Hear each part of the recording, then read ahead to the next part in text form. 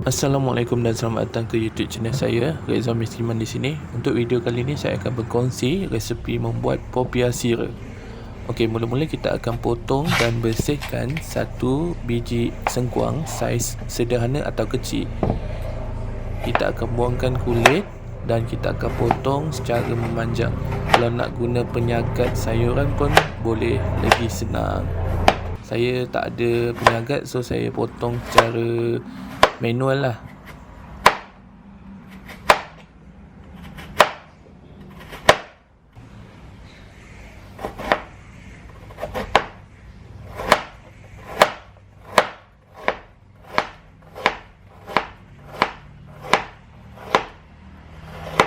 Okey, kemudian saya akan bersihkan dan potong juga lobak merah saiz sederhana juga. Kalau nak guna penyagat buah-buahan atau sayuran tu pun boleh, sebab dia akan jadi halus lah. Saya potong ikut saiz sederhana, sedikit kasar. Okey, ini adalah hasil potong secara manual saya. Lobak merah macam ni, sedikit kasar tapi tidak terlalu halus. Dan ini adalah sengkuang yang telah dipotong dan dibersihkan dan ditapis. Kemudian kita akan blenderkan bawang besar, bawang putih dan udang kering. Kalau tak nak guna udang kering pun boleh, kita boleh gunakan udang basah, tapi kita akan bersihkan terlebih dahulu dan dicincang. Kemudian kita akan blender halus untuk buat inti dia. Okey, kemudian kita akan panaskan sedikit minyak dan masukkan bahan tumisan tadi.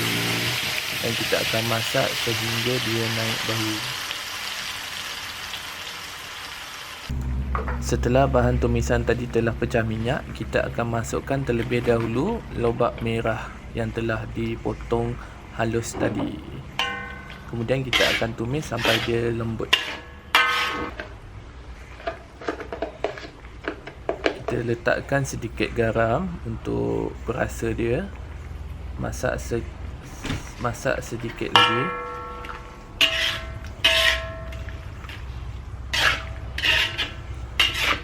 Kemudian kita akan masukkan sengkuang yang telah ditapis tadi.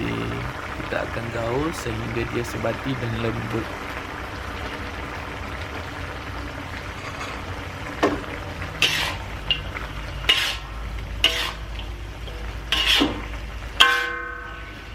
Ini adalah hasil dia yang telah masak. Maksudnya inti dia dah matang lah untuk kita tapiskan untuk buang air bawah dia. Sebab kita nak gunakan inti tu kering, so ni sedikit basah, so kita tapiskan untuk buang air dia. Pastikan kita angkat semua inti-inti yang telah dimasak ya, sebab tak nak membazir. Kita gunakan semuanya kecuali air rebusan tu, sebab popia tak memerlukan air yang banyak.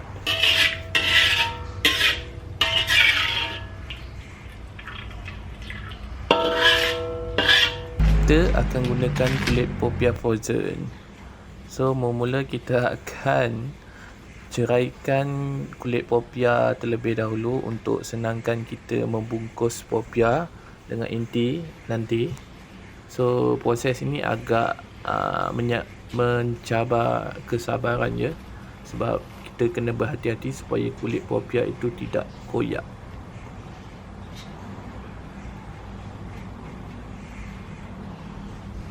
Okey, ini adalah gam dia, campuran tepung gandum dengan air.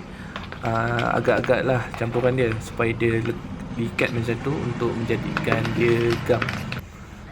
Okey, step yang pertama kita akan baringkan kulit popia macam ni. Okey, kemudian kita akan ambil inti yang telah ditapis dan disejukkan. Nak sikit boleh, nak banyak boleh, ikut kesukaan masing-masing. Kita letakkan kat situ. So kita akan gulungkan macam ini. Ikut saja step macam ni supaya senang dan tidak terkoyak kulit popia tersebut.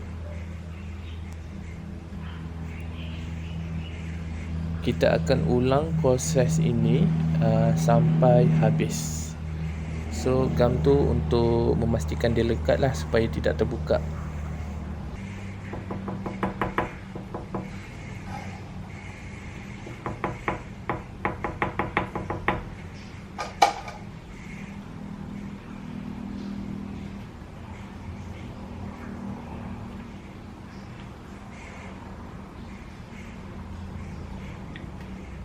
Kemudian kita akan masak popia yang telah dibungkus tadi.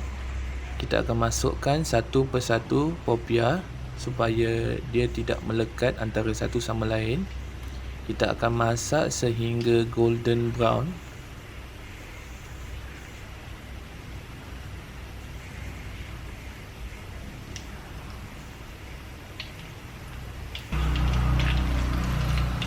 Pastikan kita ulang alikkan popia kita supaya dia masak sekata.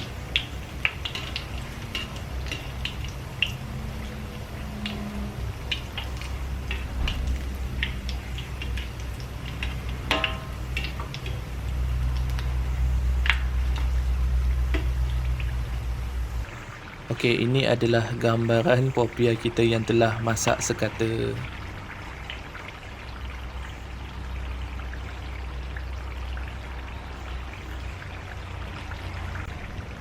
Kita akan angkat dan toskan minyak dia supaya dia kering daripada minyak yang telah dimasak lah.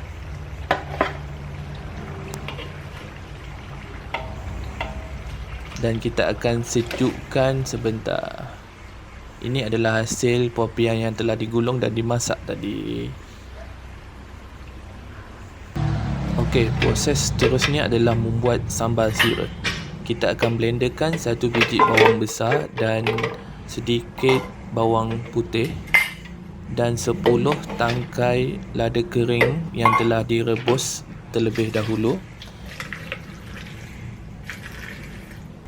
Letakkan sedikit minyak untuk blender. Ini adalah hasil blendernya. Kemudian panaskan minyak dan masukkan bahan yang telah dikisar sebentar tadi.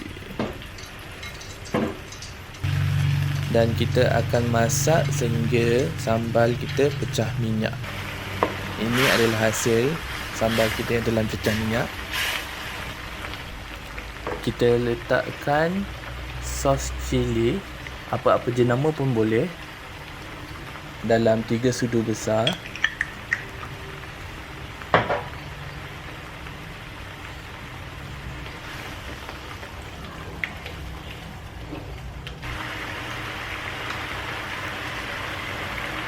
Dan kita akan masukkan 3 sudu besar gula pasir dan gaul sehingga dia pecah minyak dan masak. Sedikit garam dan dah masak, kita akan matikan api. Kemudian kita akan campurkan dengan popia yang telah dimasak dan disejukkan sebentar tadi. Pastikan kita gaul sebati supaya semua popia kita telah disaluti dan akan disaluti oleh sambal sirup kita.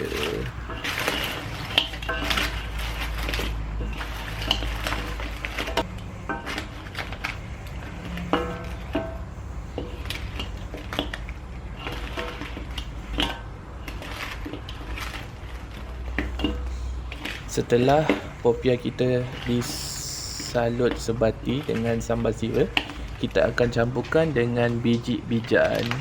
Kemudian kita akan gaul juga supaya dia sebati.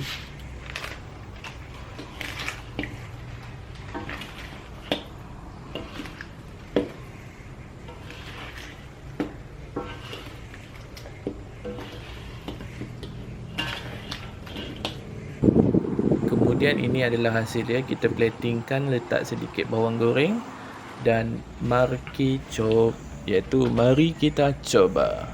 Ini adalah hasil dia. Bismillah.